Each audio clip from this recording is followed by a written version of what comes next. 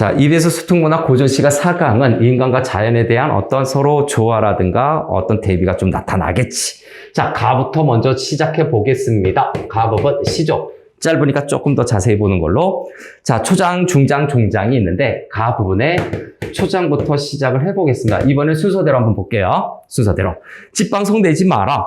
낙엽엔들 못 앉으랴. 라고 해서 집방석, 그죠? 네, 집방석이라고 하는 것은 사람들이 방석을 만들어서 앉은 거잖아요. 그래서 요거는 네, 인간에 관련된 인공물이다.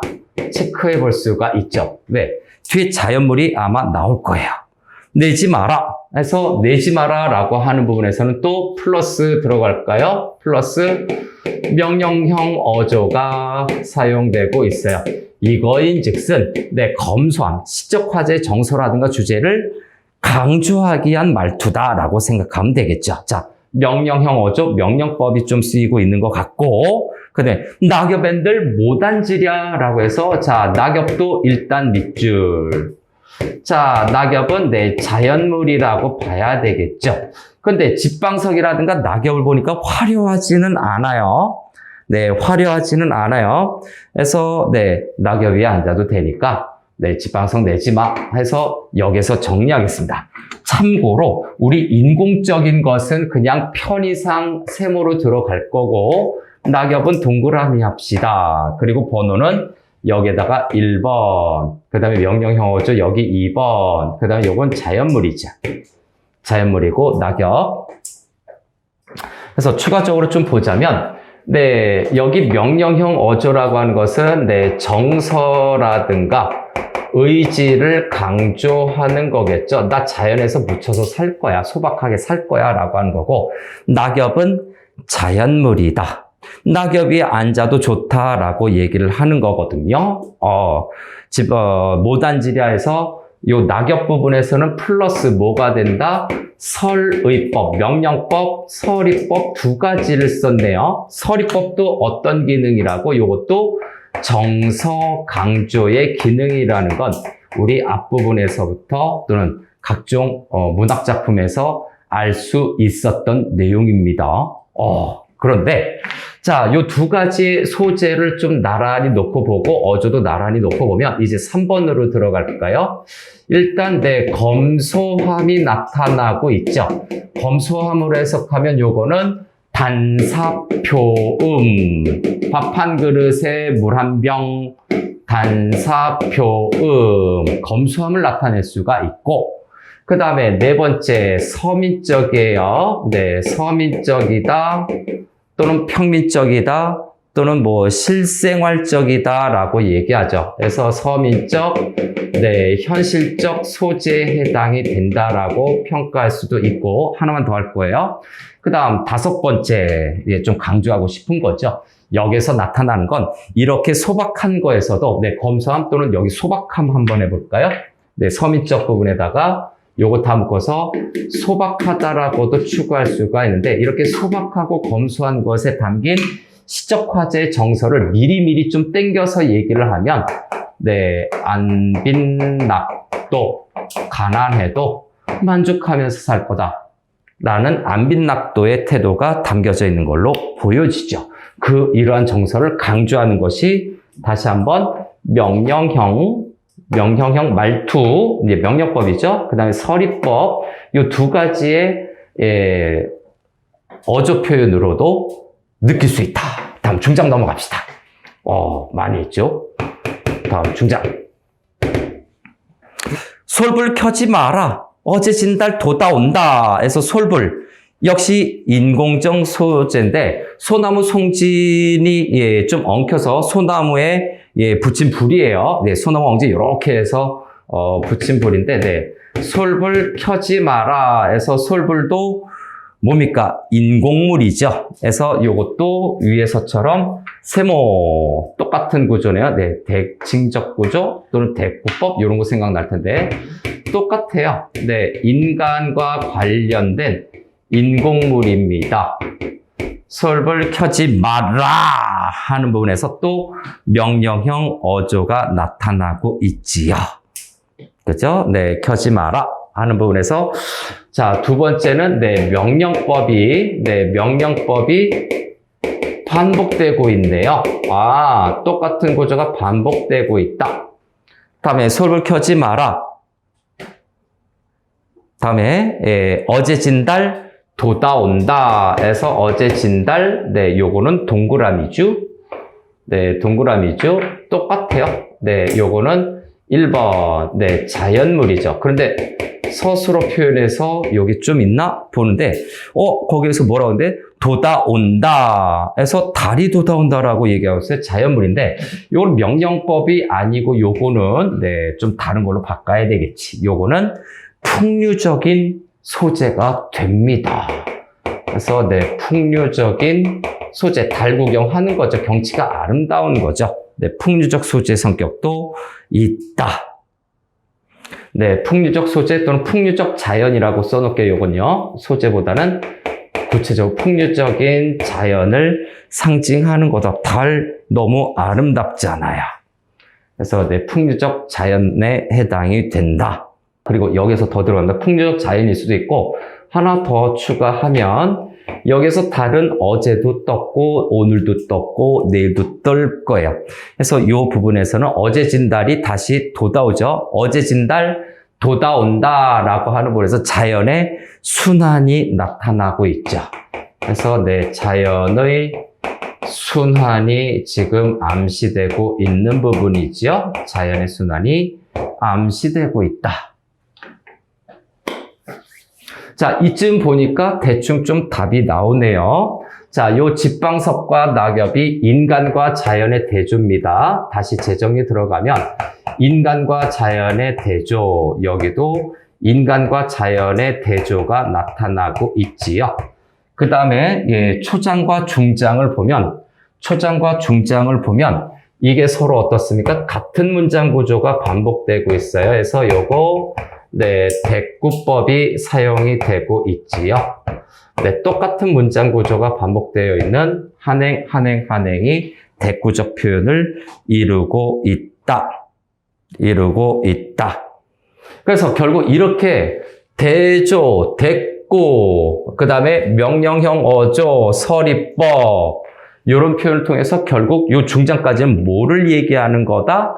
아, 자연 친화의 삶을 강조하는 거군 볼 수가 있겠네요. 그래서 종장 넘어가기 전에 여기에선 자연 친화적인 삶, 그 다음에 안빈 낙도의 삶을 은근히 강조하고 있다라고 평가할 수 있어요. 다음 종장으로 갑시다. 종장으로. 마지막 종장. 아이야라고 하는 것은 아이를 부르는 거죠. 그래서 아이야라고 하는 것은 이거 감탄사 나쁜가라고 하는 건데 아이를 직접 불렀어요. 그래서 돈호법, 아이를 부르는 거죠. 돈호법인데 이게 감탄사 낙구자리거든. 근데 세 글자잖아요. 그래서 우리 미리 좀 해놓은 게 있다면 요거 세 글자로 쓰여 있기 때문에 정격 시조라는 것은 한번 여기에서 확인하고 갑시다. 정격 시조에 해당이 된다. 그리고 그럼 이 아이야라고 해서 이 불렀던 이 돈호법의 기능은 여기서 뭐가 됐을까? 시상이 바뀌게 되는 거죠. 시상을 압축하거나 또는 바꾸거나 라고 하는 건데 시조의 종장법에서 저 감탄사가 누굴 불렀다면 시상이 전환되는 걸로 좀 보여지고 그 다음에 아이를 불렀기 때문에 저렇게 돈호법이기 때문에 시적 청자일 수도 있죠. 시적 청자이면서 어떤 대화체적인 표현이 나타납니다. 누앙사 생략 부분이 바로 대화체거든요. 이 대화체적 표현이라고 만약에 설정이 된다면 컨퍼런스, 누앙사죠. 누앙사 지금 중략 부분이에요. 중략 부분이 소주인과 시적화자 박인로하고의 대화가 나타나 있다. 아야, 박주산채일망정 없다고 내어라. 해서 박주산채 주제어죠. 3, 5, 4, 3으로 이루어져 있는 종장에서 다섯 개의 글자가 쓰일 수 있는 그 두 번째 구, 두 번째 구가 바로 주제어가 배치되는 거죠. 자, 박주산체 네모칸 별표. 이 글의 주제어라고 봐야 되겠습니다. 이게 주제어면 이게 뭔가요? 앞에서 다 얘기했어요. 예, 소박하고, 그죠? 안빈낙도, 안분지족, 단표누앙의 대유법이에요. 주제어고. 자, 대유법을 대유적 표현이다라고 할게요. 대유법적인 표현이에요. 박주산체라는 건 뭐냐? 박주, 박한술, 막걸리라고 생각하면 됩니다. 산체, 산나물이에요. 소박한 음식이죠. 대유적 표현인데, 대유적 표현 먼저 하자면, 앞부분에서 안빈낙도 얘기했죠? 안빈낙도, 또 단사표음 얘기했나? 네, 단사표음. 그 다음에 뭐 자연친화도 얘기했죠? 그래서 단사표음, 안분지족, 안분지족도 들어갈 수 있겠네. 그죠? 그래서 안분지족, 뭐 등등등. 또 자연친화도 넣을까요? 뭐 자연친화, 이런 것들이 다 들어갈 수 있는 주제어, 포괄어가 바로 박주산체, 박한술, 산나물, 박한술 플러스 산나물. 자, 대유적 표현인데, 다시 한번, 요 대유적 표현인데, 자, 요런 것들과 관련된, 요런 것들과 관련된 소박한 음식이라는 내용이에요. 그래서, 소박한 음식이란 뜻인데, 이 소박하다라는 정서 때문에 이 소박함과 연결이 돼서 안빈낙도, 단사표음, 안분지족, 자연친화까지 다 끌어낼 수 있는 거죠. 요거 가르친 거를 또 따로 3번으로 잡아도 상관없어요. 네, 이제 다 끝났네요. 혹시 모르니까 우리 수능도 대비하는 걸로 하나 더 쳐봅시다. 이 박주산체라고 하는 것은 일종의 여기 요 부분이 술이거든? 그래서 요거를 또 빨간색으로 할까요? 예, 박주산체라고 해서 요거는 3번으로서 술인데, 이 술이라고 하는 것이 여기서 어떤 기능으로 썼을까? 흥을 돋우는 거지요. 네, 흥을 돋우는 겁니다. 흥을 북돋운다 라고 하는 기능을 나타냅니다. 그래서 풍류적 소재, 여기 풍류적 자연이 있듯이 풍류적 흥취를 나타내는 술. 그 다음에 관련 주제어들은 이렇게 4가지 정도로 돼 있어서 엉뚱한 거 하나 집어넣을 수도 있지요. 소박한 음식. 그리고 여기서 화제의 정서로 굳이 표현하자면 만족감이 있는 겁니다. 그래서 술이고, 4번째, 여기서 시적하자는 자연에 묻혀 사는 데에 대해서 만족감이 굉장히 크다라는 표현을 하고 있어요. 자연에서 묻혀 사는데 만족감이 커요. 끝났습니다. 청초, 우거진 고래라고 하는데, 이거는 좀 그렇네요. 네, 인생무상을 좀 느끼는 부분이죠. 그래서, 나 부분은, 대상의 죽음에 관련돼서 인생무상을 느끼고 있습니다. 네, 인생무상을 느끼고 있다. 그래서, 가 부분의, 주제의식을 간단히 보자면, 자연친화적 또는 안빈낙도라고 해야 되겠죠. 자연친화와 안빈낙도, 소주제 정리하고 갈게요. 네, 자연친화를 추구하는 거죠. 자연친화와 안빈낙도를 이야기하고 있는 것이 가의 주제라고 본다면, 나의 주제도 좀 체크를 해볼까요? 자, 나의 주제는 황진이가 죽은 겁니다. 여기에서. 그래서 대상의 죽음입니다. 그래서 대상은 여기 배경고사를 보면 황진이에요. 대상의 죽음을 슬퍼하기 때문에 대상의 죽음을 슬퍼한다라고 하는 것은 인생무상, 무상감이다. 거의 게임 끝났어요. 요건요. 이것만 알아도 작품 다 알았다고 봐도 됩니다. 그러나 우리를 조금 더 디테일한 기본기로 들어가죠. 초장부터 차례대로 갑니다. 청초 우거진 고래 자느냐 누웠느냐 하는 부분입니다. 그래서 청초라고 하는 것은 푸른 풀입니다. 그래서 초장에 처음에 나타나는 청초 요거 좀 체크할까요? 표면적인 의미는 푸른 풀, 녹색 풀이겠죠. 푸른 풀을 시적 의미로 갖고 있습니다. 다음 두 번째, 앞에서와 마찬가지로 이거는 자연을 상징하는데 자연을 상징할 수도 있는데 영원 불변성을 지닌 걸로 보는 거죠. 왜? 황진이가 죽었으니까 영원 불변성 또는 무한성 이렇게 얘기할 수가 있을 거고요. 청초. 그 다음 세 번째는 이 청초라고 하는 것이 바로 황진이가 묻힌 무덤가의 분위기를 나타내기도 해요. 요거를 좀 색깔 바꿔서 이렇게 해볼까요? 자, 요거는 무덤가의 분위기를 어떻게 됩니까? 시각적으로 제시하고 있다. 시각적인 인상을 통해서 무덤가의 분위기도 나타낼 수 있다. 청초 우거진 고래, 청초 우거진 골짜기에 자느냐, 누웠느냐. 그래서 초장 부분에서 자느냐, 누웠느냐, 물어보고 있네요. 자느냐, 누웠느냐, 밑줄 쫙. 왠지 의미심장하죠? 자느냐, 누웠느냐. 첫 번째, 겉으로 보니까 반복 표현 구조가 보이네요. 그래서 이거 좀 자세히 봐야 되겠는데 라는 생각이 좀 들죠. 그리고 자느냐, 누웠느냐는 건 진짜 의문형인가요?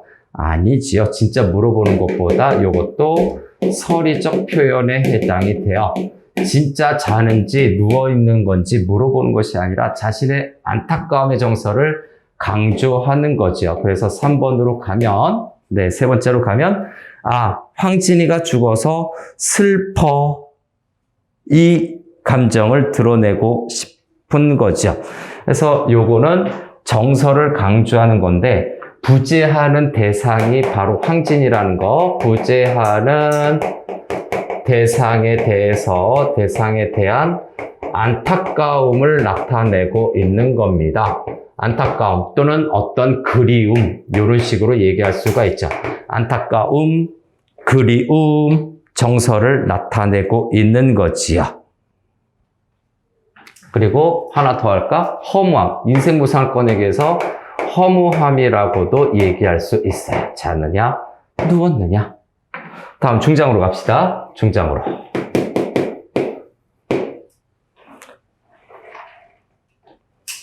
자, 계속해서 임재희 시조죠. 홍안을 어디에 두고 백골만 묻혔느냐. 아이고, 백골만 묻혔느냐. 자, 홍안, 요걸 어떻게 할까요? 홍안을 그냥 네모로 들어갑시다. 붉은 얼굴이란 뜻이에요. 홍안은 첫 번째, 붉은 얼굴이라는 표면적인 의미를 갖고 있지만 붉은 얼굴은 미인을 상징하기도 합니다. 경국지색, 절세가인이라고 하는 미인의 상징성을 지니고 있는 것 또는 젊음이라고도 합니다. 미인 또는 젊음의 상징성을 갖고 있는 홍안. 그죠? 홍안. 그래서 여성의 아름다움인데, 이거는 누구? 시적 대상인 황진이의 과거의 모습이겠죠? 그래서 대상의 어떤 과거 모습이다. 자, 과거에는 과거 모습인데, 대상의 과거 모습은 어떻다고? 아름다웠다고.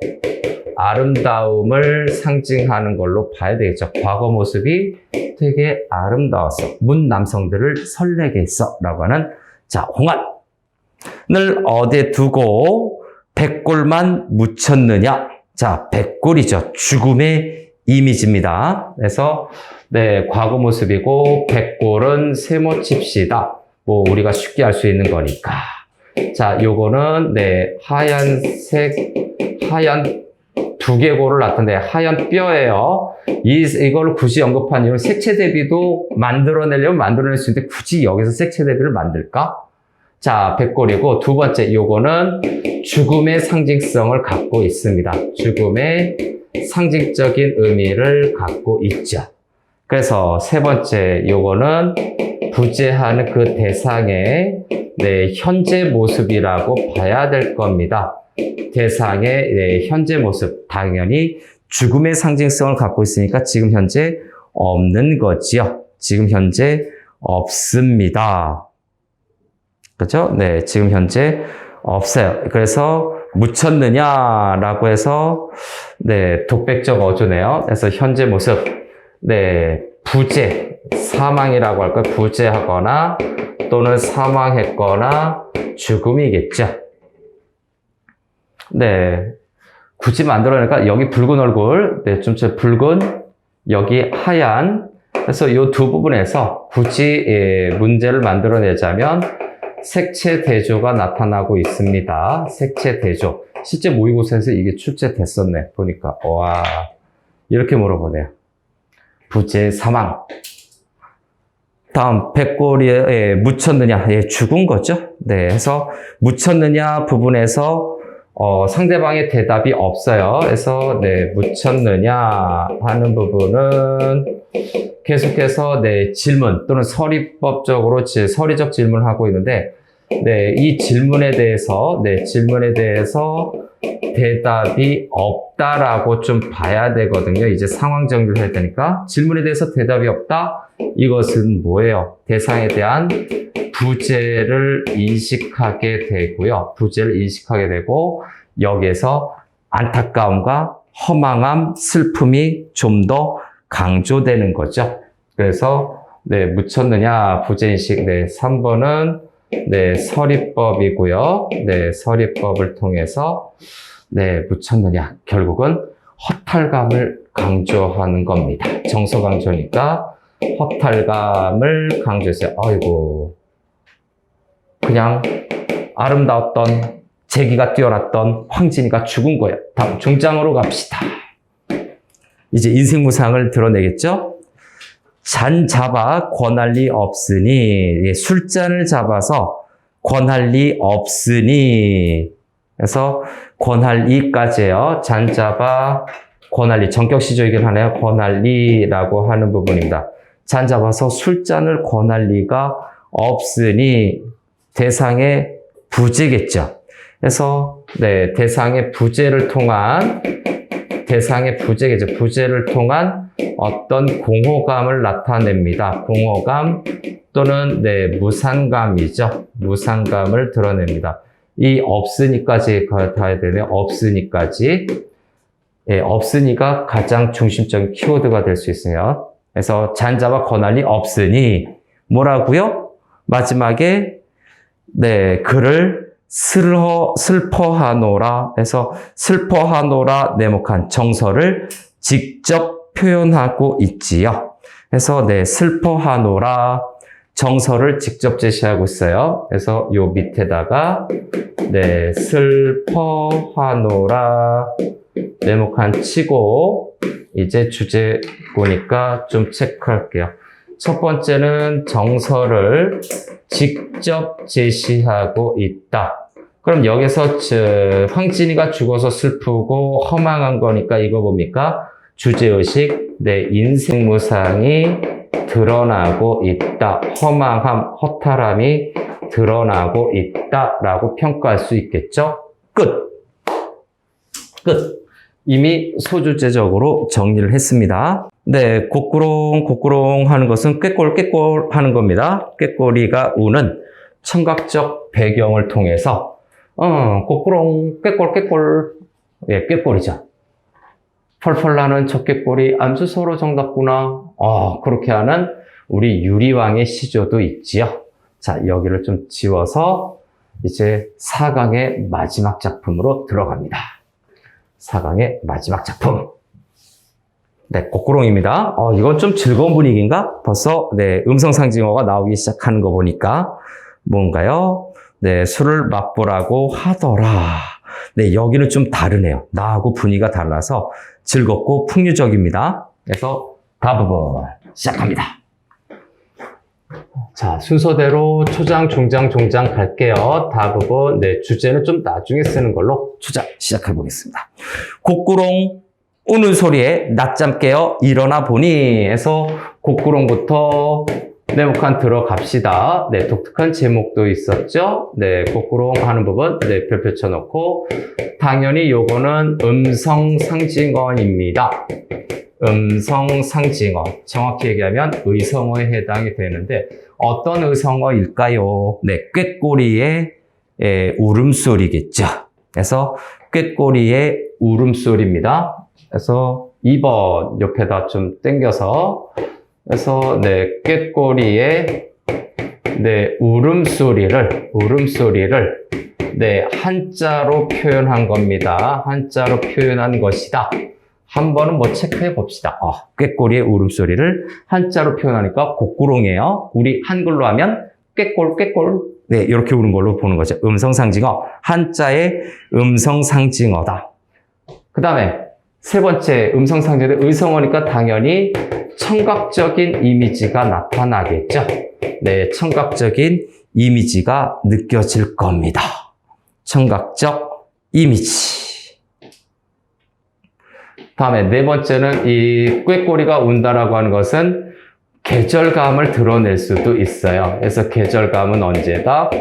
봄이다 라고 정리할 수 있다. 계절감, 봄. 자, 곡구렁 우는 소리에 낮잠 깨어나 일어나 보니 해서 낮잠까지 가는데 요거 틀린 거 하나 넣을 수도 있겠네. 5번 하나만 더 쓸까요? 이 꾀꼬리 소리 때문에 잠을 깨게 되거든요. 잠을 깨게 되는 네, 계기가 되는데 이 잠을 깼다라고 하는 것은 바로 어떤 겁니까? 가족들을 살펴보게 되는 네, 가족들을 살펴보게 되는 계기가 되기도 합니다. 그래서 네, 가족을 응시한다라고 할게요. 가족을 응시하게 되는 계기도 된다. 이런 말로 좀 우리를 꼬실 수 있을 겁니다. 맞는 표현이고요.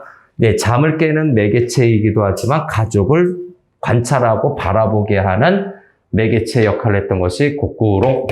다음에 중장으로 갑시다. 곡구롱 우는 소리에 낮잠 깨어 일어나 보니 낮잠도 한번 체크할까요? 곡구롱에서 자, 낮잠이라는 것도 네모칸 한번 쳐보죠. 낮잠은 네, 자연 속에서 여유와 한가라움이 나타나고 있죠. 그래서 전원 생활에, 네, 자연이죠. 네, 전원이라고 씁시다.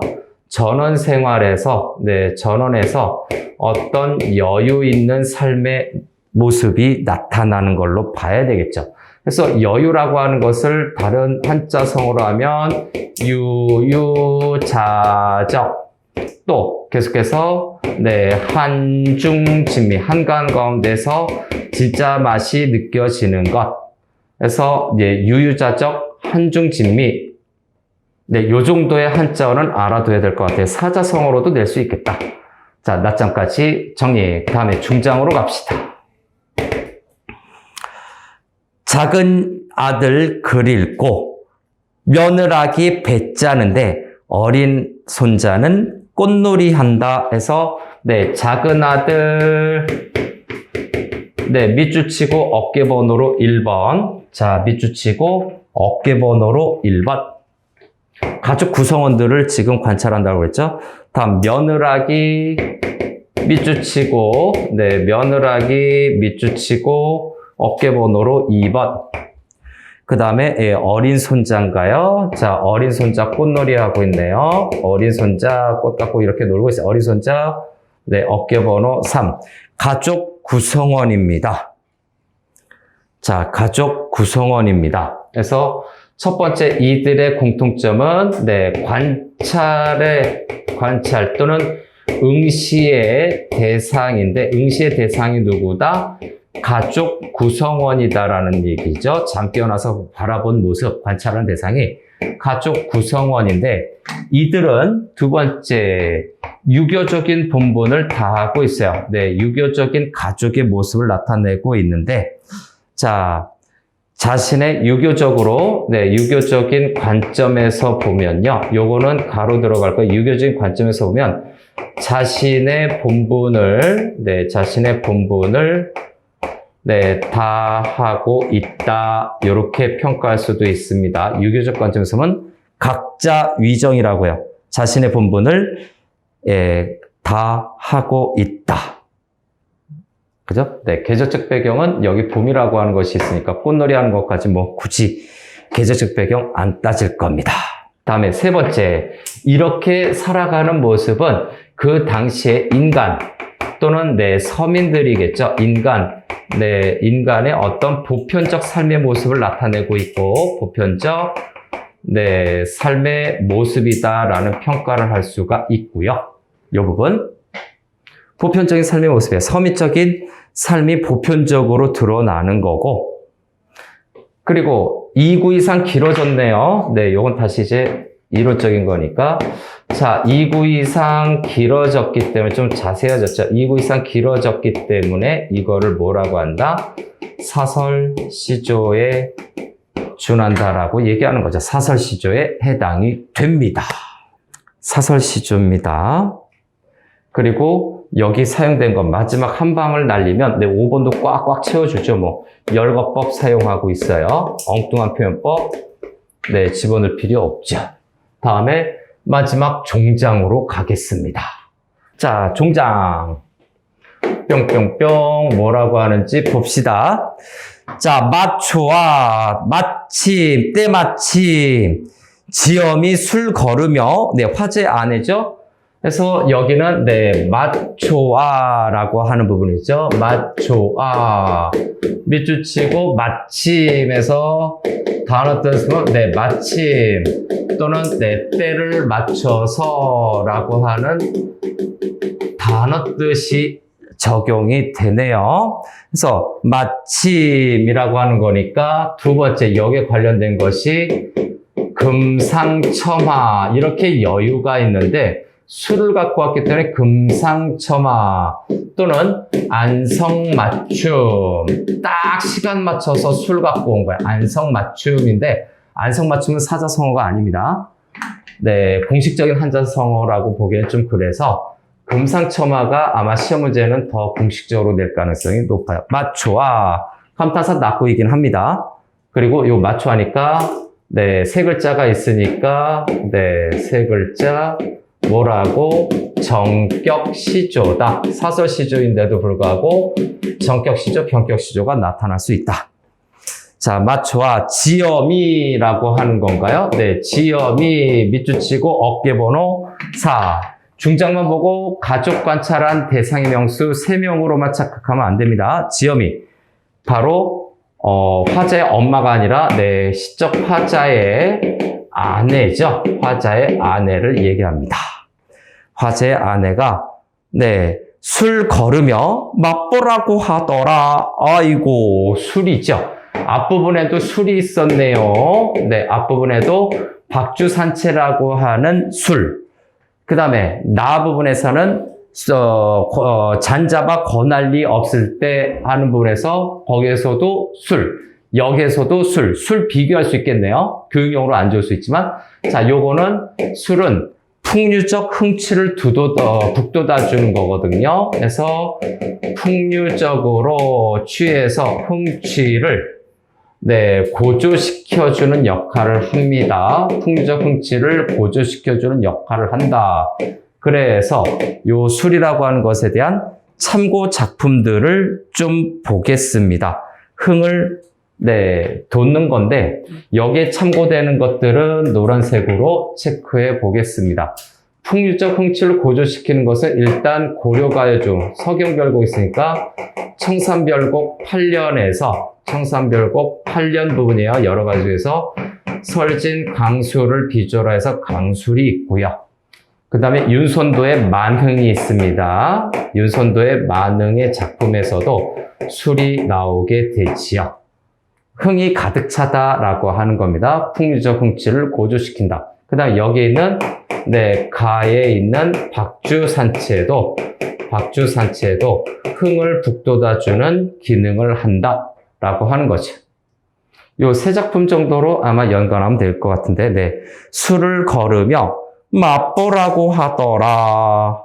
그래서 맛보라고 하더라. 여기 있죠. 맛보라고 하더라. 부분은 아내 말을 간접 전달하고 있네요. 그래서 요거는 아내 말을 간접 인용하고 있습니다. 그래서 이렇게 아내가 마침 때 맞춰서 술을 맛보라고 하는 걸로 봐서 부부간에 정이 좋은 걸로, 부부간의 금슬이 좋은 걸로 보여집니다. 그래서 부부간의 정이 있다라고 볼 수 있는데, 이렇게 부부간에 정이 있다라는 것도 또 컨퍼런스 들어갈까요? 부부간의 정, 수능 출제작가인 흥부 부부상, 박제삼의 얼음이 뭡니까? 울음이 타는 가을강인가요? 그거죠. 흥부 부부상. 여기 있습니다. 박제삼의 시고요. 부부간의 정, 박제삼. 자, 요렇게, 맛보라고 하더라. 끝이네요. 끝이네요. 그래서, 어떤 자연 친화적인, 유유자적이 나타나죠. 그래서 전원 생활과 요거 소주제, 요렇게 적어 볼까요? 전원 생활 속에서의 유유자적과 풍류, 술이 있기 때문에 풍류가 나타난 거죠. 유유자적한 겁니다. 이 부분, 유유자적, 한중진미, 어느 걸 물어봐도 되겠죠. 일단 마무리하겠습니다.